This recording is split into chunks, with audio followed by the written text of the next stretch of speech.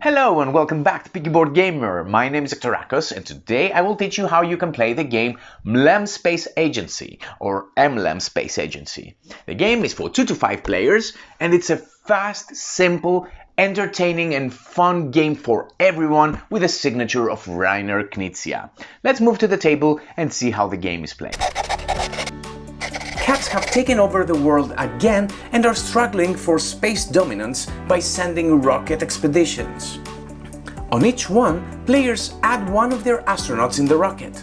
The ship is then navigated by a commander player using a set of dice, but on each stop, players in order have a call and decide whether to land and gain points or to continue the journey for another step in order to gain greater rewards. Used dice from the previous step are discarded, and if the next roll has no valid results, the rocket crashes and all astronauts return to players. When a player places their last astronaut in space, or if the rocket crashes 11 times, the game ends and the player with most victory points wins in Mlem.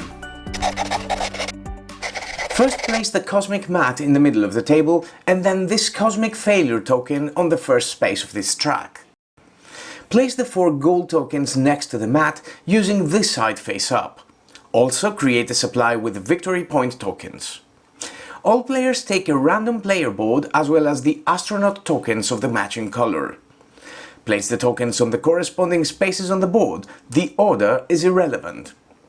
Randomly determine a starting player and also give that player the rocket board, the rocket marker and all dice. All other components are not used in the basic game. These apply to advanced game variants, which I will explain towards the end of this video.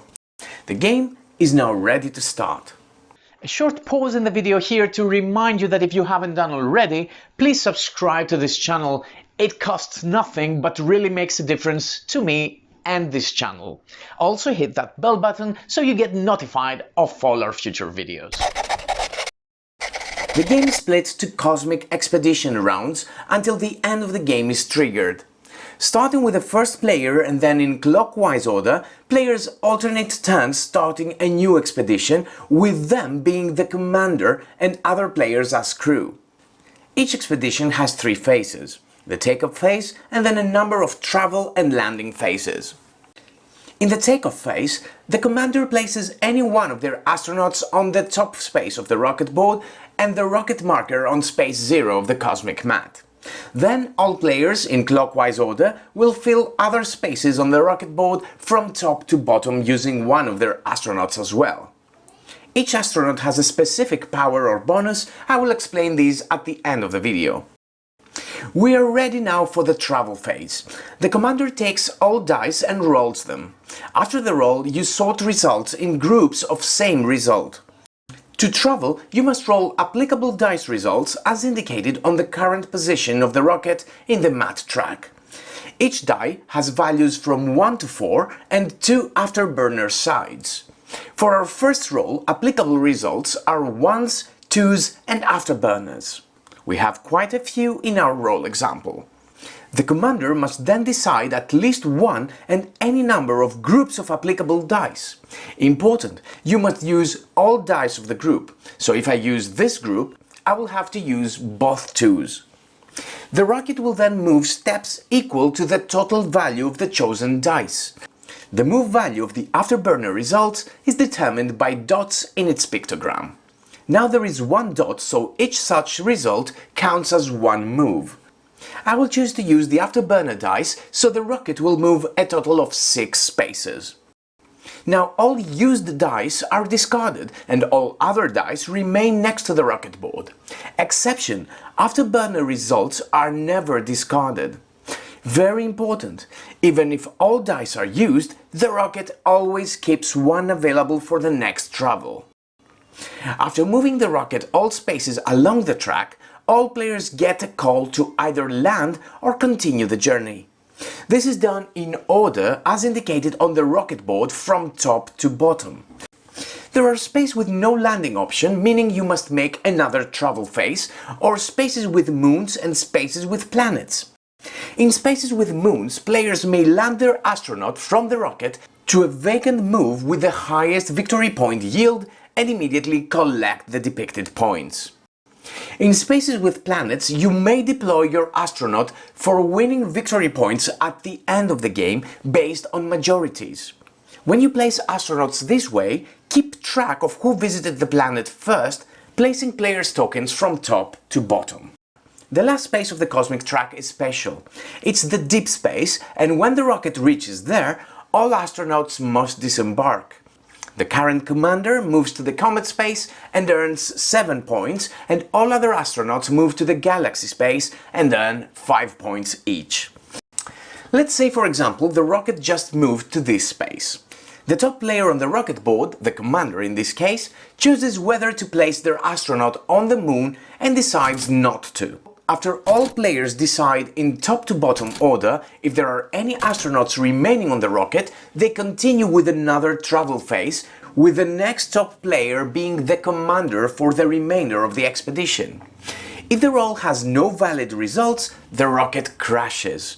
The cosmic failure token moves to the next space and the expedition ends. The expedition also ends if there are no astronauts remaining in the rocket, only this time without causing a cosmic failure. When the expedition ends, any remaining astronauts are returned to their owners in the case of a rocket crash. And then the rocket board, the rocket marker, as well as all dice are passed to the next clockwise player, who will start the next expedition, being the commander. Every time after you land one of your astronauts, check if you are eligible to score one of the gold tokens. If, for example, you are the first player with 4 astronauts on moons, you immediately take this token. All these tokens will worth 5 points each during the final scoring. The game ends after the rocket crashes 11 times or if a player has all of their astronauts in space. In the latter case, you must finish the current expedition first. In scoring, players add to their score points from planet majorities. For each planet, the player with most astronauts gains the gold reward, the second one the silver reward, and all players with at least 1 token gain the victory points in the bronze pictogram. If there is a tie, the player who visited the planet earlier takes precedence. In our example, that player gains the gold award, and this player is ranked second. This player that has at least 1 astronaut will gain points, but not the pink player who has none. Also add 5 victory points for each gold token claimed by the player, and the player with the most points wins the game. If there is a tie, all tied players share their victory. Now I will explain all astronaut powers. Every astronaut has a unique power. All players have an identical set of astronauts. If this astronaut is used in the rocket, the expedition will start from the satellite space. If multiple such astronauts are used, still the rocket starts from that point. This type of astronaut may disembark to an available area even after the rocket crashes. If there is no such option, the astronaut returns to its owner. With this astronaut, if the token lands on a planet or a moon or deep space, the player doubles the end of game victory point yield or the acquired space victory points yield, respectively. This type of astronaut always has the option to disembark to locations adjacent to the rocket's current location. When this astronaut disembarks, the current commander chooses and discards 1 die from the remaining dice pool. Of course, this cannot be the last die. Finally, while these astronauts are in the rocket, if the rocket is in a location accepting ones as a result, the commander may use 1 or more of them as 1 movement each. Each token can be used once during the expedition, so you flip the token after use. Even if the roll would make the rocket crash, the commander may save the expedition by using these astronauts.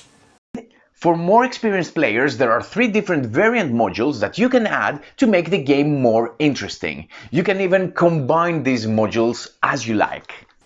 When you use the UFO variant, during setup, shuffle and create a face-down stack with all expedition tokens. Place the UFO marker in the last space of the cosmic track depicting this plus symbol, and then sort the UFO tokens in a high to low order and place them next to the mat as well.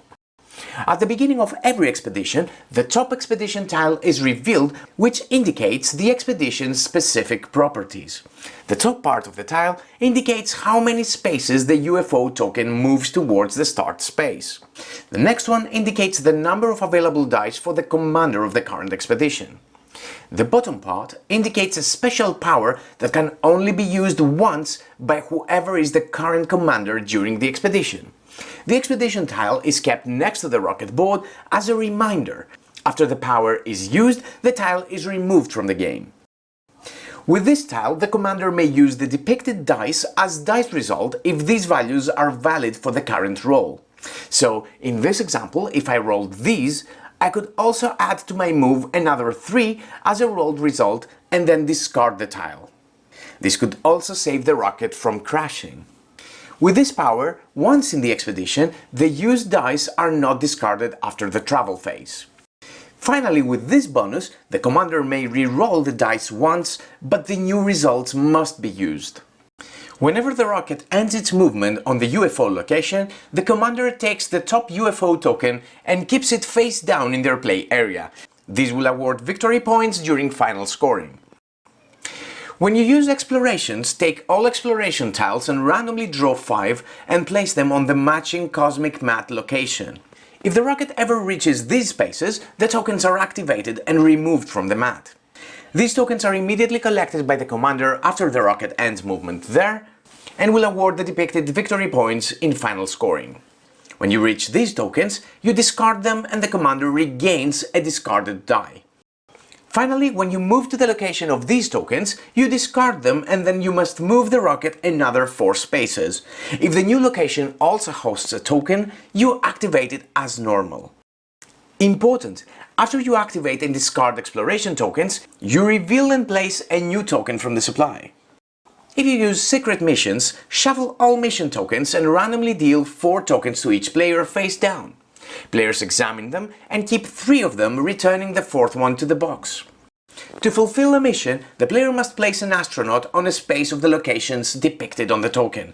For example, if I place an astronaut in one of these location spaces, this token will be regarded as fulfilled during scoring. During scoring, you will gain 2, 5 or 10 victory points if you fulfilled 1, 2 or all 3 missions respectively. And that's how you can play Mlem Space Agency. If you like our videos and want to see more, please subscribe to our channel. And until next time, have fun and play more board games.